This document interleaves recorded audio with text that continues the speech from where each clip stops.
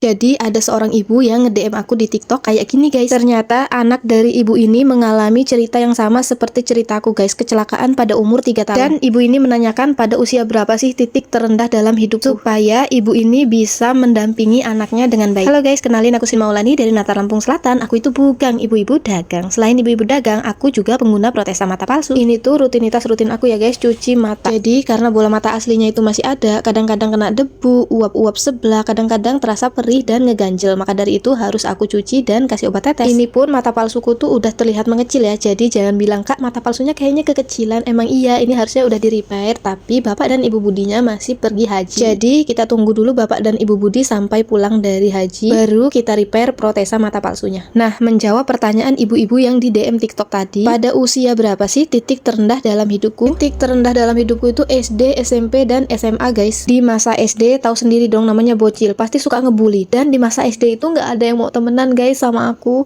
sampai aku kelas 3 SD. Jadi selama kelas 1, kelas 2 itu aku cuma temenan sama tetanggaku, dan di kelas 2 itu tetanggaku pindah ke daerah lain. Jadi sampai kelas 3 itu aku ya udah kesana kemari sendirian. Sampai akhirnya ada segerombolan anak-anak dari daerah lain yang ngajak aku main.